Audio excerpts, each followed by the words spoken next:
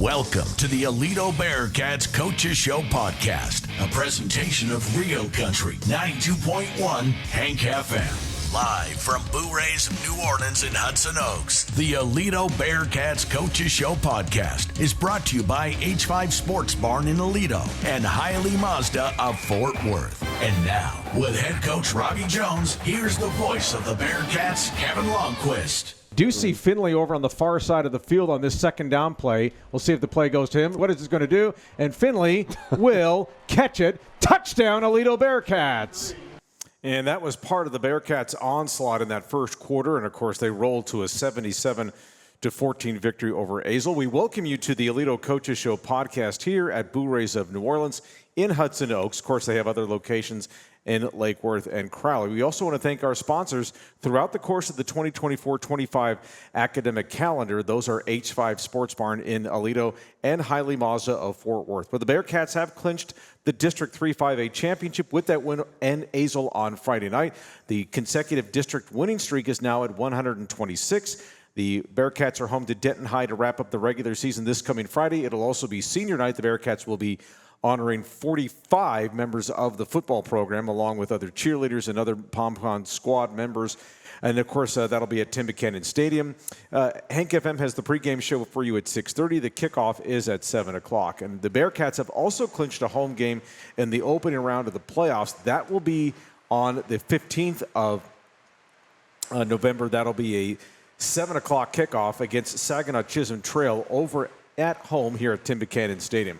3 segments tonight for our podcast, a special one because we're going to be honoring members and talking with members of the cross-country teams that ran down at the state meet this past Saturday at Old Settlers Park in Round Rock. We'll start off, of course, with head coach Robby Jones, and then our second segment we will be joined by who I like to call the Swiss Army knife, Waldron Byars, as well as defensive back Kai Taylor. All right, Coach, let's get to 77-14. Follow the script. You guys wanted to start fast, which you did. You got the Chase Wilburn pick six, second play of the game, 38 seconds into the game. Just overall thoughts, because that was something that I think you were hoping that you could do in getting the Richland game behind you. Yeah, that's what we wanted to do. We wanted to come out and play a complete game, which is what I thought we did. You know, we didn't feel very good about how we played against Richland. You know, got to give Richland credit that they took us into overtime. But, you know, our kids, you know, left that game, you know, with a feeling that we can play better than what we played. And we kind of amped up practice a little bit, especially over on the defensive side of the ball. And we did a whole lot more running during practice and got ourselves ready to go play on Friday night. So we did a little bit better job of preparing our guys, you know, for the game. And then it showed, you know, with the results that we got. And one nice surprise you got back was Cole Crawford, your kicker, because you didn't have him against Richland, but you had him for – you know, maybe with the first 4 or 5 extra points of this game. And, of course, he kicked off for you and didn't seem worse for wear. So that seemed to be an encouraging sign. What'd you take out of his game? Yeah, I mean, it's good to have Cole back. You know, he's the experienced kicker that we have. And you know, when I think he got a touchback on all of his kickoffs. So, you know, it's good to have, you know, the kicking game where it needs to be, you know, and then we got some valuable experience, you know, behind him with Peyton getting a chance to play in that Richland game. Again, another game where your key players, you didn't need a lot of them. I think Caden Finley and Ray Guillory combined for 8 touches. Not a bad thing, though, because of what lies ahead. It kind of goes back to using them when you need to and then pulling them back because there are bigger things to play for. Yeah, and that's kind of the way it's gone, you know, throughout the season. You know, in the big games, those guys are getting a lot of touches. Those guys are getting a lot of carries. And so in games like we had the other night, you know, we started out, you know, not knowing exactly how the game was going to go. So, you know, Ray was getting some early touches. We got Caden in the game, you know, for just a couple of plays. You know, we were trying not to play Caden as much as we possibly could because he needed a little bit of rest, you know, with his foot injury. But that's all cleared up now. So he's going to be good to go, you know, from the get-go this week. So, you know, that's, you know, getting those guys a little bit of rest, you know, going into the playoffs is going to be big. Nice cameo appearance, too, with the 23-yard touchdown. Yeah, I think he was in for 2 plays. The first play he was in, I think the safety and the corner both went running to him, and it opened up Blake Burdine for a touchdown. And then the next time he was in, he was open, and we were able to hit him for a touchdown. Your quarterbacks were perfect in this game, 16 for 16 total. Gavin Beard was 10 for 10. Nash McElry was 5 for 5. Colby Smith completed his only pass. that he threw. You ever been involved in a game like that? No, and somebody told me that afterwards, and I didn't even realize it. The fact that we didn't throw an incomplete pass, which is great. Not only did the quarterbacks make the right decisions and got the balls to our receivers were able to make plays. No drops. That's been a problem. In games where we've lost games is drop passes, in the past. I'm talking about in the past. Right. So being able to make sure we catch the ball, and then also if you go look back at the Richland game, we had a drop third down pass. Right. So not dropping the ball is going to be big when we get into the playoffs. You talked about a few moments ago with the defense and just playing at a higher level, higher standard. Opportunistic with the 3 interceptions. Of course, we'll be talking with Kai Taylor about his pick 6 here in a few moments, but just the way that they approach this, maybe some of this was expected because of what you saw with Azle, the way they played against Denton Ryan. That game got out of hand pretty fast, kind of like this one. But the fact that you guys did take advantage of that, you scored just about every time you had the ball in the first half. But your defense also created a lot of different ways, too, on that. You had to like the way they just completely shut that down because Azle's offense had done pretty well, given their competition, maybe not at the level of what they'd seen when it came to playing you and Ryan, but still, they were moving the football pretty well this year. Yeah, they've had success offensively, and and we wanted to make sure that we went into the game and we took that away from them. And I think Chase's interception right away kind of opened their eyes of, hey, look, this is a different animal that we're going against tonight. And I think maybe they didn't play as hard against us as what we've seen, in some of their other games. But, you got to credit our kids. Our kids went out there and got after it from the get-go. We're opportunistic. We haven't had 2 defensive scores all year. I don't know if we had many defensive scores. And I think one. So we had one. So we doubled that up, And then you also had Carson Dempsey with the block punt, really, we weren't even trying to block that. He just got through, and stuck his arm up there and blocked it. So it was kind of funny because the way I was describing the play with Kyle was he got back there and he's like, I don't want to block this. I'm just trying to do my job and get through that. Then they took so long to get the punt off that he just stuck his arm out there and then boom, there it is. Yeah, it's exactly the way it happened. And so, so that was big. Getting a special teams, play right there. So, all around game, I thought it was one of our most complete games. And special teams, you bring up a good point about how strong your special teams were. You got a big kick return, of course, from Lamell Swanson. Again, you also, the block kick and just made all your extra points. Your coverage units were good. Probably the cleanest of your special teams performances throughout the year. Yeah, the holding penalties on Lamell's punt return, was probably a negative on the special teams. But, yeah, the special teams did a great job of, picking it up and having a really good game. Let's look ahead to this coming week, this coming Friday against Denton High. Billy Miller has been there. By the way, for those of you who are longtime Texas high school football fans, Billy Miller played wide receiver for those Flower Mound Marcus teams in the mid-1990s that either A, played for a state championship or B, won it in 95 and 97. But, this is a team that is coming off a 37-21 victory over Granbury. They picked up their first district 3-5A win of the year, second win of the year. So it's been a tough go for them. And, when I look at them, I think Denton High's really been just at the mercy of the Denton ISD in terms of the growth there, where they obviously felt the pinch when Ryan opened up when that was the second school, and then Geyer opens up, it's the third school, and now you got Braswell up there, and so they've just been feeling the pinch. That's tough when a school, the original school, is kind of taking the punches from the district, if you will. And that's probably not the best way to say it, but they're just getting impacted in one way or the other with all these schools opening up because of the growth in the Dallas-Fort Worth area. Yeah, and they've just recently moved into a new building, which I didn't realize that until this year that they're not in the old high school building. They've built a new Denton High, But yeah, I mean, for whatever reason, what's the drawing of the lines? They're not getting, the big time recruits and things like that. But they are a proud program. So and they're on a win streak right now. Yeah. So. You got to take that into account. So, you got to go into the game, respecting your opponent like we've always talked about. And, we got to go in to try and, make ourselves better and have a really good football game going into the playoffs. Yeah, and that's good to see because your team is naturally, they're human beings. They're going to look at a game like this, a team that it's 2-7, not very good. They've been really manhandled in a lot of their other games. So how do you try and make sure that they're not distracted by what the paper says, by how you play to your standard and make sure that you're executing that sort of thing. And that's the main thing is play up to your standard, play up to your capabilities. Don't play down to your opponent or anything like that. Not trying to say anything bad about Denton High, but a lot of the if you're a kid and you're looking at it, man, we've beat these other teams that have beat them, by a lot. So you kind of can't take that into consideration. You got to go out and you got to play the game. They're going to come out, they're going to give us their best shot, and we got to make sure that we're on our A game and play our best. Again, the Broncos are 2-7 and 1-6 and 3-5A. Very young team. Their sophomore quarterback Terrence Lopez pretty much leads them. He's thrown over 1,000 yards. One of their leading rushers. As far as looking at him and maybe a couple of other guys that are of interest for them offensively, and maybe a couple guys defensively, anything that kind of sticks out and say we got to watch him and we got to watch him. Yeah, I mean they've got some good players. It's not like they're without. So they've got good players. All over the place. They definitely the quarterback. You got to make sure you stop the quarterback. Right. He's one of the big keys to them. He can throw the football. He can run with it. He's a dual threat. So we got to make sure we're focused in on him. And then defensively, they got a couple of defensive linemen that are really good, I thought. And then their secondary, can do a good job in the coverage whenever they've had some blown assignments, that people have taken advantage of. But, as far as, man coverage and things like that, they're pretty good at it. And then, they're almost, the stunt that we call a bozo stunt, they almost use that as a base defense a lot of times. And that was one of the things when I was talking with Coach Williams yesterday is the fact that it looked like about 72% of the time they have some type of stunt call. Okay, so let's move over here to the playoff game. Again, the Bearcats are going to be playing Saginaw Chisholm Trail in the Class 5A Region 1 Division 1 by-district round. That'll be next, a week from Friday, so the 15th, 7 o'clock kickoff at Tim Buchanan Stadium.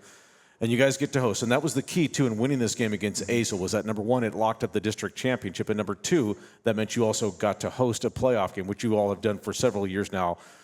It's important, too. Now, it's different because you guys have traditionally hosted that playoff game on Thursday, but it's going to be on Friday. So just talk about how that went into being Friday instead of Thursday. Well, I got to talk with Coach Holmes over at Chisholm Trail, and we discussed, playing Thursday or Friday, and he was totally against playing on a Thursday. And then, and I went into it thinking, we could play on Thursday, but then again, looking back at last year, we had already agreed to play on Thursday, and then going into the week, I really needed an extra day for my kids to recover going into that by-district game last year.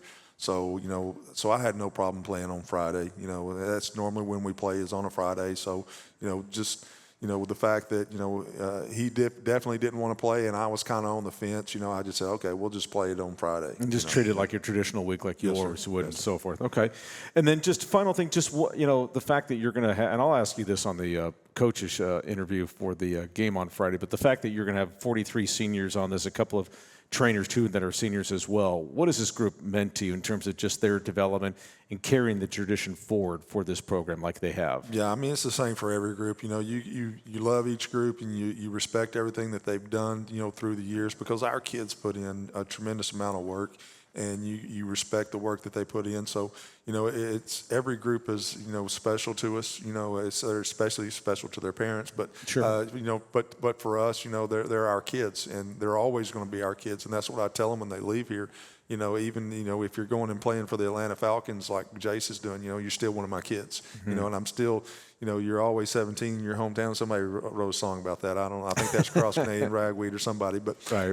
But that's, how I picture these kids. And then when they come back, like the 2014 team came back and for their 10-year reunion, and I was like, man, these guys have grown up, and some of them I didn't even really recognize them. They had to tell me who they were. But, because I still in my mind picture them as that 17, 18-year-old kid that was here with us. But, it's a great group. These guys have put in a lot of work, and we want to make sure we send them out the right way. Yeah, and parents, you don't have to get teary-eyed for the senior ceremony this coming Friday, because you get to come back to Tim Buchanan Stadium the following weeks to play another game. So you can kind of put those tears on hold. Coach, we'll look forward to Friday against Denton High. Thanks so much for the time. Thank you. All right, and we are always brought to you by H5 Sports Barn. H5 Sports Barn and Nye Physio and Performance can help unlock your athletic potential and elevate your game like the Aledo Bearcats. With expert sports physical therapy, tailored recovery plans, and top-notch sports performance training, H5 Sports Barn proud supporters of the Aledo Bearcats.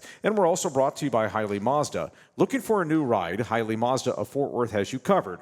Right now, get $3,500 off MSRP or 0% interest for 36 months on the 5-star safety-rated CX-5 and CX-30. Hurry in. These offers won't last long. Experience top-notch service and unbeatable deals in their new state-of-the-art facility in Fort Worth, or check out their extensive Mazda lineup at HileyMazdaofFortWorth.com. Hiley Mazda of Fort Worth, family-owned and operated for more than 30 years.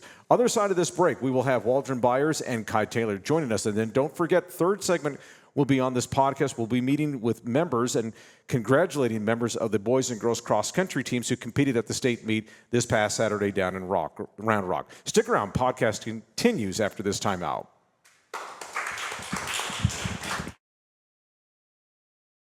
Beard, who will look to throw, will fire it on down the field. He's got Bain Martin there, and he's got it at the 10-5. Touchdown, Aledo Bearcats.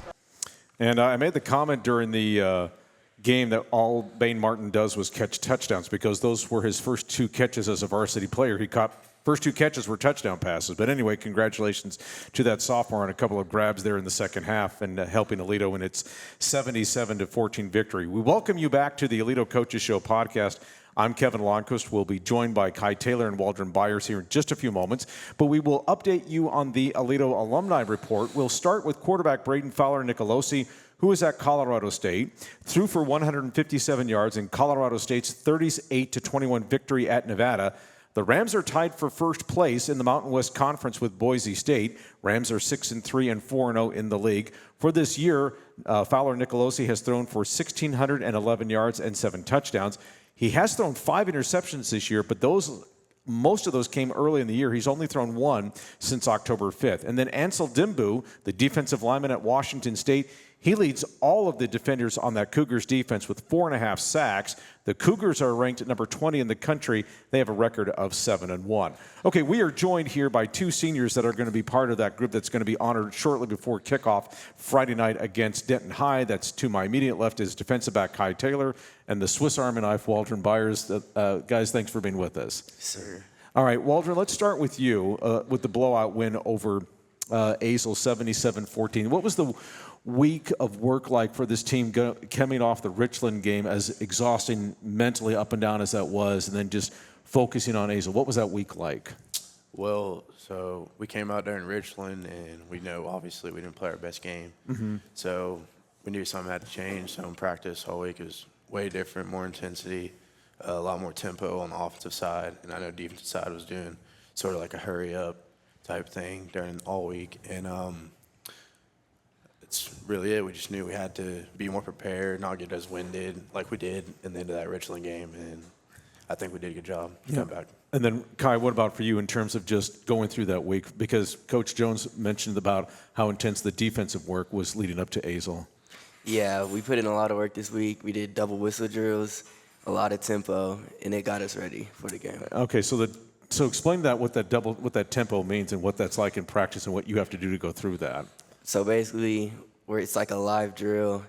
He blows the whistle for the play, we run to the ball, then he blows it again, like keep our feet hot, always just basically keep us moving all the time. And so this is where the Bearcat offseason program makes the difference there, because I'm sure maybe a lot of guys are going through this like totally gassed. But what did you find on the other side of that because of what you did in the work in the offseason to get through that drill?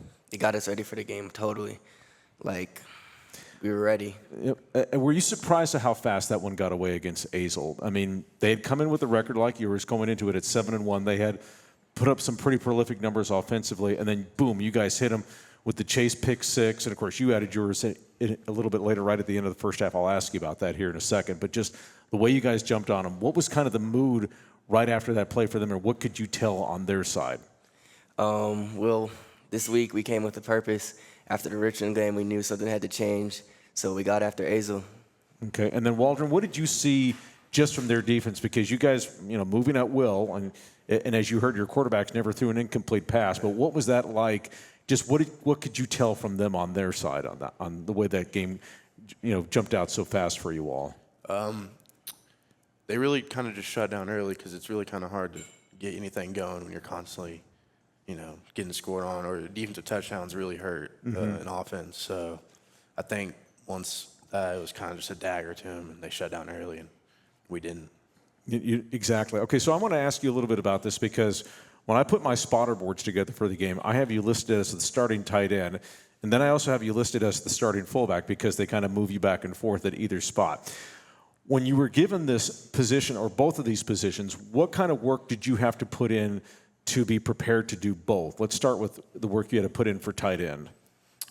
It's really all just mental, just remembering everything, knowing that you have to play these two different positions, so knowing that things are different at each one, and the physical stuff, physically getting ready, that's all off season. And then what about the fullback? Because they're going to use you a lot in power pistol in front of Ray or whatever or if it's Caden Wingfield. So what kind of goes into that?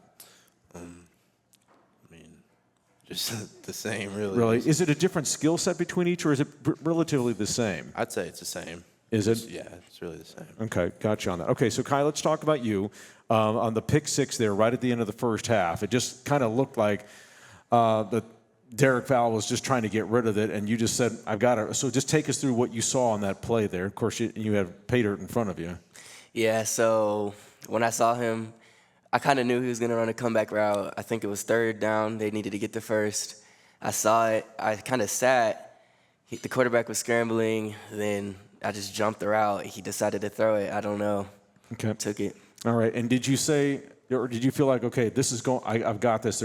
Because I didn't even think there was anyone in front of you. I mean, you pretty much just walked in. Yeah, I mean, I saw the clear path.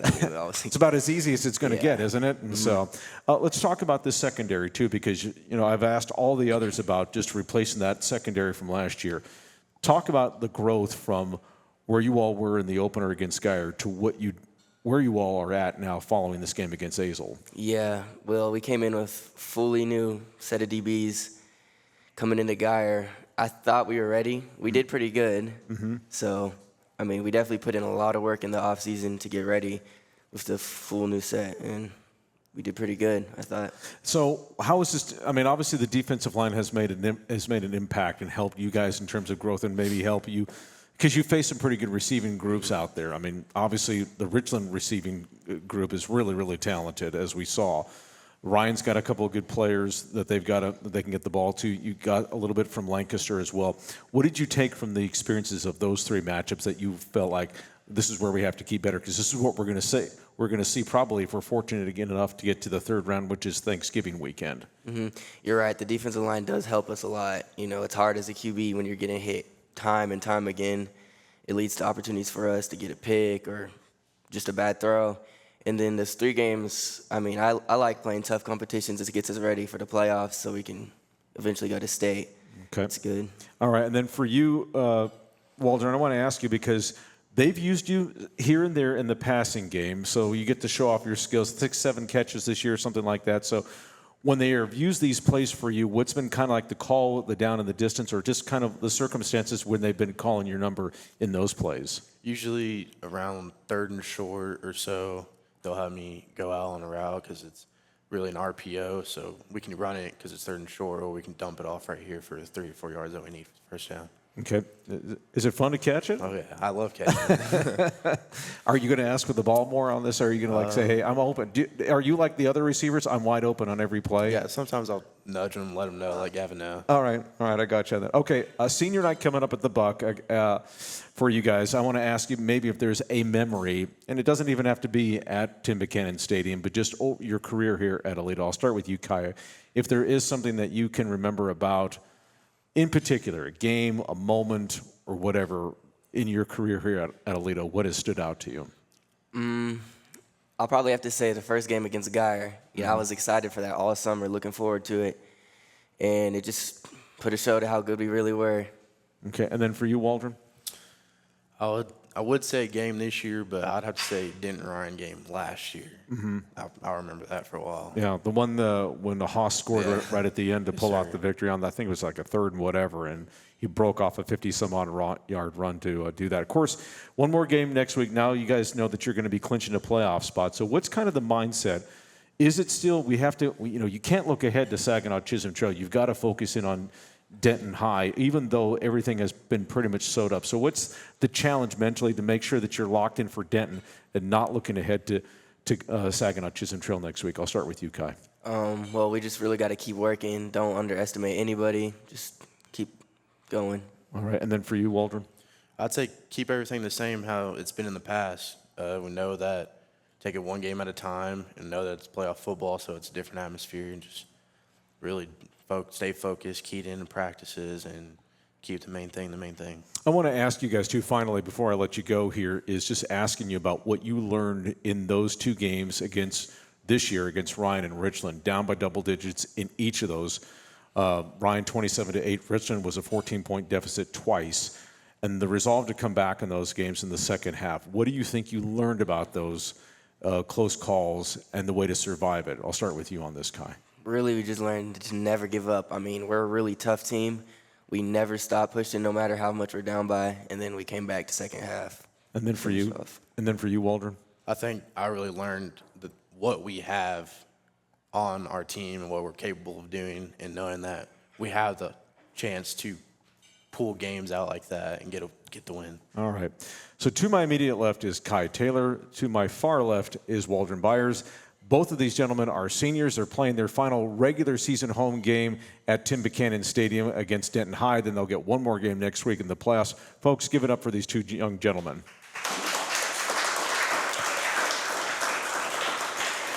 And just this reminder that we are brought to you by H5 Sports Barn. H5 Sports Barn and Nye Physio and Performance can help unlock your athletic potential and elevate your game like the Aledo Bearcats with expert sports physical therapy, tailored recovery plans, and top-notch sports performance training. H5 Sports Barn, proud supporters of the Aledo Bearcats.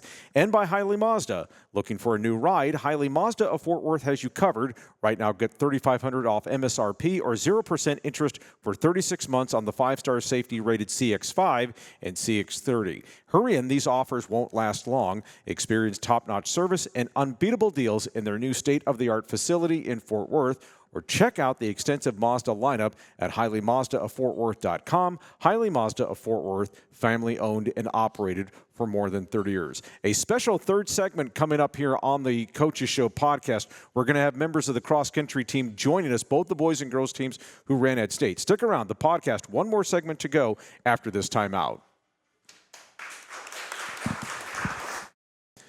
Well, it's always a good thing to be talking on this first Monday of November for our Coaches Show podcast, because last year we spoke to members of the boys and girls cross-country teams that competed at the state meet last year. And the good news is that both teams returned to the state meet at Old Settlers Park in Round Rock and did another outstanding job. For the varsity girls, they finished in third place, so they won the bronze medalist. Strong showing for the boys. They finished 12th. This 5A state cross-country meet is always tough down there. Great competition down there. We'll start with the boys here. We're joined by Tyler Connelly, Jack Fink, and then Luke Schabel. Tyler finished in 14th place overall. Jack was in 27th place, and Luke 17 minutes and 35 seconds on his performance in this 12th place finish for the teams. Guys, thanks for being with us. Congratulations. And of course, thank you. All right, so let's start with you, Luke, as far as just, because you guys were there last year. What do you think was the difference in the way you guys ran this year than last year? This year it felt a little more relaxed, like it's somewhere we've been before. So it was just something that we were doing again, and it was a fun experience, and we were there to get a job done, and I think we did it well. Okay, and then Jack, what about for you?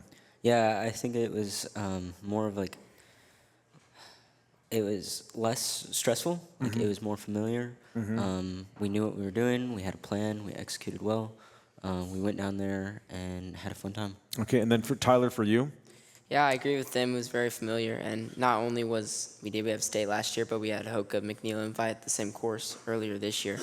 So I mean, very familiar course. We knew when to surge, when to hold back, and just a very fun race to do. I should mention too, for the varsity girls, we're going to have Molly Garrison and Madison Larsen join us here in just a few moments here. But but Jack, you brought up something important about the plan, and Tyler, you also mentioned too about running on this course earlier in the year. But Jack, let's just talk about the plan here. I mean, it's always tight 1 to 15 in the terms of these teams, but what was kind of the plan for this team going into this race Saturday morning?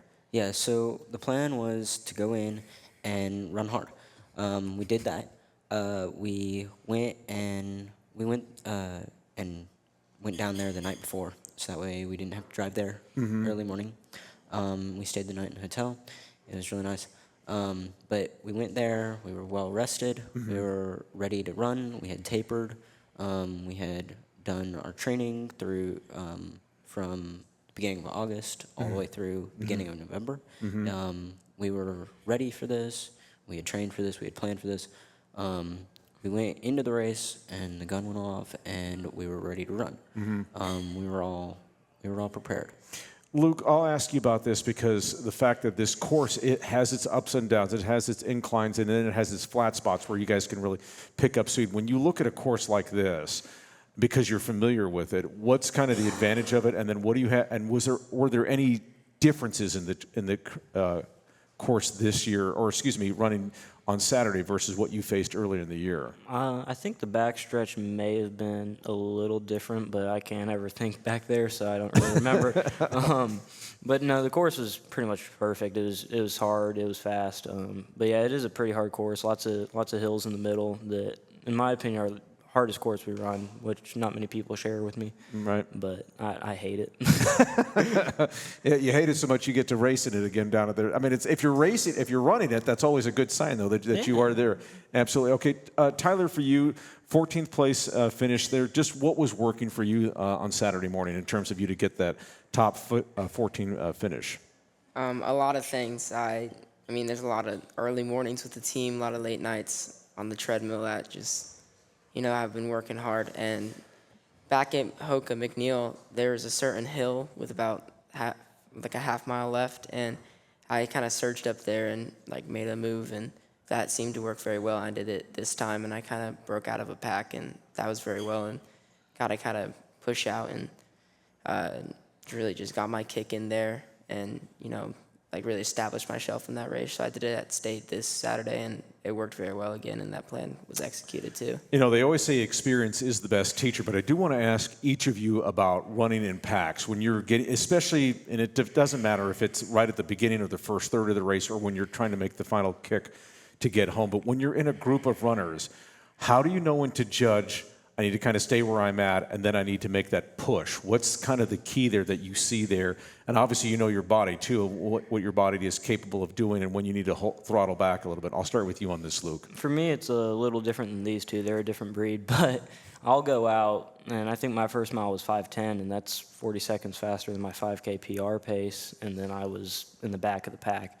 So for me, it was really just a matter of staying with the pack as much as possible and running with them and running hard the whole time. Whereas for these boys, it may be a little different. Okay, and then for you, Jack, and just in terms of again, the same question about the pack and knowing when to push and then when to ease off. Yeah, so what I usually do is I go out hard. I get and settle into a pace, and then the group around me, I usually run with them for a little bit. And then if I feel like I have a little bit extra to give, I'll give a little bit and then find the next pack. And I keep going with that until the finish, and then obviously I go all out and try to finish really hard. But usually in a group, I am actually really comfortable. I like running with people. It's one of the reasons why I do it. It's cross country, it's a team.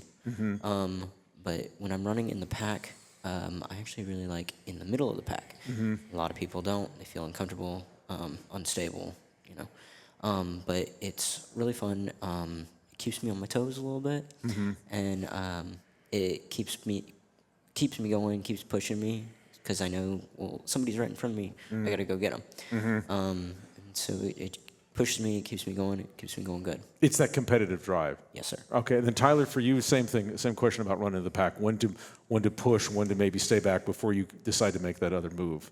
So you kind of got to test out the pack and, give some pushes and see how they respond, see if they're going to go with you or not. And really based off of that, you see if you should go.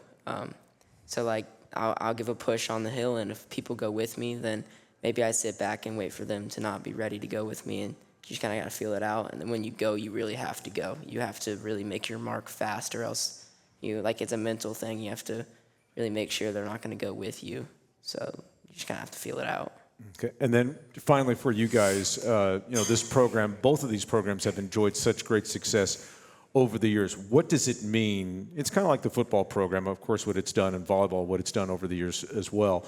But what does it mean to keep this going, getting back to state, a top 3 finish at the regionals, that sort of thing? What does it mean for you guys to keep this going? I'll start with you on this, Luke. It means a lot to me to, I remember, even in middle school, you would read, the newspaper, and it's names like Gray and Morris, and they're just running crazy times, doing crazy stuff.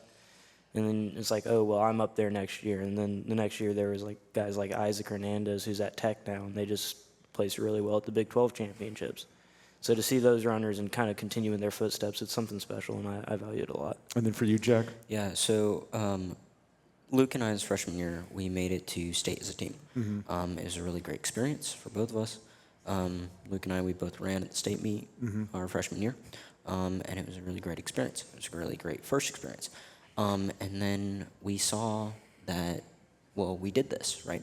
And so that we needed to keep going with it, that we needed to encourage the next group of people. Mm-hmm. We are now the seniors. We are now the leaders. And then I feel like we made a good impression this year and last year as well, to both the freshmen and the sophomores that are now sophomores and freshmen, that what the goal is, what the tradition, I guess you could say, is for our team and the responsibility of keeping it up. Do you kind of feel that way too, Tyler, now that you've gone through this and you've seen this and what this program has done over the years? What does that mean to you now to be a part of this? It's amazing. I love being a part of a team. I love running with the team, and I love making it to championships as a team. Really see how far we've made it from the beginning of the year.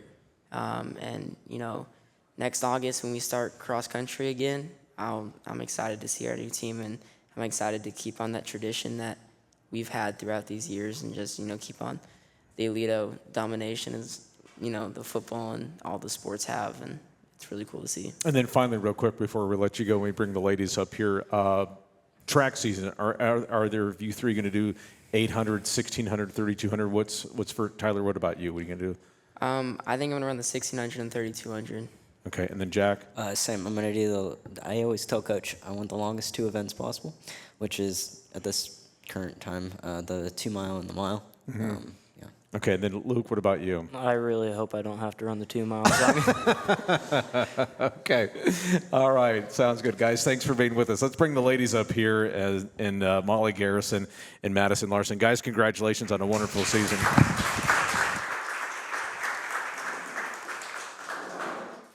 All right, and now we are joined from the varsity girls team by Molly Garrison as well as Madison Larsen. Molly finished in 6th place, and Madison was in the top 100. Ladies finished 3rd overall, won the regional championship, and so first of all, congratulations to you both. What was that like running on Saturday down there in Round Rock? We'll start with you, Molly. It was definitely a lot of pressure. Looking back last year, it was just exciting to be there, and then with the 2nd place finish, it was definitely exciting, but this year coming back, knowing that we've done 2nd place, it was a lot more pressure than before, but it was really fun, and we're really proud of how we did. And it seemed like, and I'll open this up to you, Madison, it seemed like the competition really, really tough. Lucas Lovejoy was the prohibitive favorite, which they won, but just talking about how competitive, how different was that field this year versus what you all ran against last year? I think just like last year, we were underdogs, I feel like, and we didn't really have that big of expectations. We would have been happy with anything, but after placing 2nd, we really wanted to get a high finish this year, so there was definitely a lot more pressure, and we were all a lot more nervous. Okay, and handling it, finishing 3rd, what do you all think? Are you happy with that, not happy with that? I know it's probably not where you want to be. No one wants to be 3rd, but at the same time, you guys get to medal too, so just what do you take away from this, Molly? We're definitely very content with it. I think that's a good way to put it. We went in ranked 3rd, so that was what was expected, but definitely looking for the championship. That's just like the best feeling to get 1st, obviously. So next year, I think we're just more hungry for it, and yeah, we're gonna work harder for it. Okay, and then for you, Madison? Yeah, I think we're happy with it. It's obviously not really what we wanted, but we're still happy with it. It's on the podium still, and I think that's still a great result for us, but we definitely want to get the win next year. Okay, the regional championship, though, that you guys won, of course, you all easily won the district championship as well. But when you win a regional championship, what's the difference in running in a race like that? versus down at State? Is it just the caliber of runner is just so much different? Is it like I'm putting my hands, they're about a foot apart here, one being higher than the other. Is that what you're running against from regionals to State? Is it that different kind of runner that you're seeing in Round Rock versus what you're seeing in Lubbock? I'll start with you on that, Molly. Yes, I definitely think that there's a huge difference, especially, I mean, we're in a tougher region, but there's because our two biggest rivals are in two completely different regions, it's very different than State, because we knew going into regionals that there was not no competition, I don't want to say that, but it was just so different than State with the level of competition. And then Madison, how'd you see it? I think regionals was just a good start just to make sure that we got the win, so then we'd be confident going into State, because there is so much more competition in that, and there was a lot of good teams that weren't really as great last year. There was a lot of new teams that were really good this year, so it was a lot different. Okay, I asked the guys this because you all ran on this course earlier in this year in the McNeil Invitational, and again, for you all, because your course is different than what they run to some extent, it's a little bit shorter, but any differences that you saw on the course, what you saw on Saturday versus what you saw back earlier in the year? I'll start with you on this, Madison. There was no differences in the course. I would just say the weather, when we ran at Hoka McNeil, it was really hot out that day. Mm-hmm. And at State, when we ran, the weather was a lot nicer. So I think it was just a lot better race, and we could run a lot faster because of the weather. Yeah, we finally got away from the seething inferno that is in Texas, right? We run what was it, last of August or 1st of September when you all ran down there? I think it was early September. Okay, yeah, it's still 115 degrees down there or whatever. I'm kidding, of course. And so, but what did you see, though, Molly, that might have been the difference, or if any difference at all? I definitely think that there was a difference in, more just how we prepared for the race. There was really no difference in the course, exact same course. I mean, okay. Of course, we faced different competition, but we were doing workouts all that week leading up to the Hoka McNeil, whereas we weren't doing that for State. So Hoka, we were not as fresh, and it was a little bit of a harder race, more of a workout. And then State, we all were just really fresh and ready to go. Yeah, and you're at this point, I didn't ask the guys this, but you're at a point of the season, or you were, I should say, where for all of the miles that you all have logged in, and that really goes back to the spring in summer. I mean, I've heard the stories about getting up at 4 a.m. to go run 5 miles a day in June with each other and all that stuff, and congratulations to you all for doing that. But when you get to this point of the season between district, regionals, and State, you kind of have to pull it back some because you've got to have something left in the tank. Is that fair to say, Madison? Yes. And then for what about, but I do want to follow up with you on this, excuse me, about holding some of the tank, but what's important, though, because if you aren't going to be running as much, but you still have to have that push in the state meet, what's the difference about making sure that you're physically ready to go, even though you're not running as much? I think so. Since we are tapering, I think we do still make sure to do some, just 1 or 2 workouts, just to make sure that we're still in the shape that we want to be. And when we go into the state meet, we just prepare ourselves mentally, and we just tell ourselves that we can do this. We've worked hard all season. We've worked hard for months, and it's just now's the time to run fast. And then Molly, for you, in terms of just the tapering part. The tapering, yeah. So I think it was a bit of a struggle finding a balance between, because we didn't want to taper too much for regionals and then lose kind of that edge, the fast speed that we had for State. So we were doing just some smaller workouts before regionals, and then right after regionals we picked back up, did one hard workout on the track. And that was it, and we just had easy until State.